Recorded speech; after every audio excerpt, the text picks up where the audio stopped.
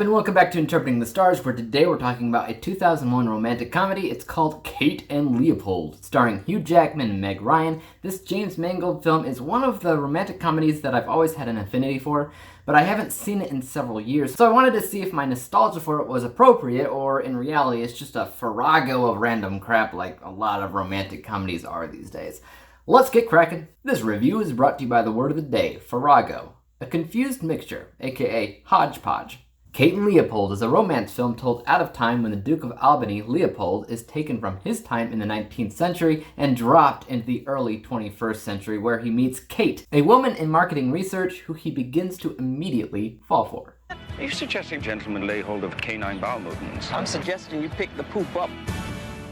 I've mentioned this before, but I'm a guy that can appreciate a good romantic comedy, but I feel like all the pieces have to be in place and it needs to take its time to build that chemistry, and honestly, I think that's exactly what Kate and Leopold does. This is a very balanced film. When thinking back to it, I don't just think about the chemistry between Hugh Jackman and Meg Ryan. I don't just think about the fish out of water humor attached. I don't even just think about the cast of characters or the time travel aspect. When thinking back to this movie, I think about it all. Every aspect of this film is memorable in its own special way, and I've always had a lot of fun with it. But breaking it down even further, we see that these two really do have great chemistry.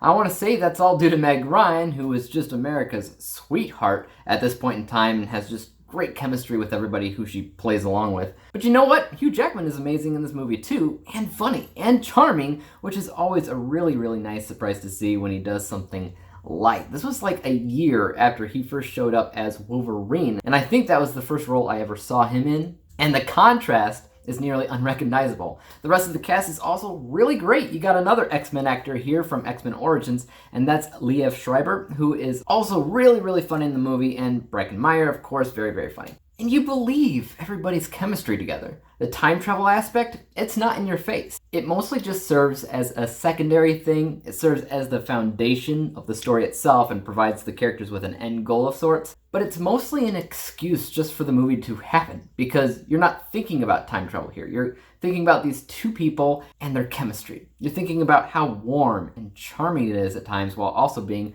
hilarious at other times. But there's also a bit of a problem regarding the plot, which once it gets to the point where Leopold's in modern day, it isn't really about anything. I mean, you know that Leopold has to eventually go back in time or else everything's screwed up. And you know that he'll probably do that in about a week's time. But all the days between, anything can happen. Anything's fair game. And the entire second act is honestly just Leopold experiencing the future in a very funny way, and he just so happens to fall for this girl. That means that there's no real story goal here, other than just to return to the past eventually.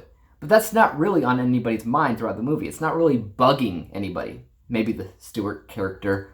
But he's basically a comedic side character that you're not actually taking seriously anyway. That means when you take a look at each character independently, you can't really say what their functions are and how they individually add to the plot, because there's not really a plot, like I said. And if there's no story goal or plot, that also means that there's no obstacles in the way of our main characters to get from point A to point B. Things start to fall apart when you don't have the plot to act as glue. But that doesn't change the fact that I do like it. I always have liked it. I've always had a great time with it. I laugh every time that I see it, and that's often the case with romantic comedies, right? They're in their own league. So when you take a look at my end score, let's first look at the technical, unbiased score, which basically emphasizes on the writing and chemistry. It's funny in part because there's some seriously strong focus on dialogue. It's not really a physical humor type of movie. Most of the laughs are found within the script, and they do work. And like I said, the chemistry is on point. That unbiased score is 76%, but because I've always had so much fun watching this movie and find it to be a classic in its own right, my bias score is a nearly perfect 96%.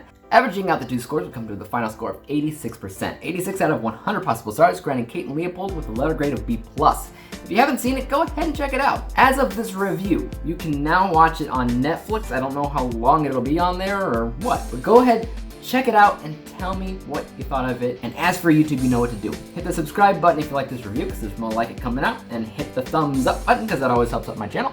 And don't forget about the little bell icon, because that'll help notify you when I come out with my next review. And until then, peace out!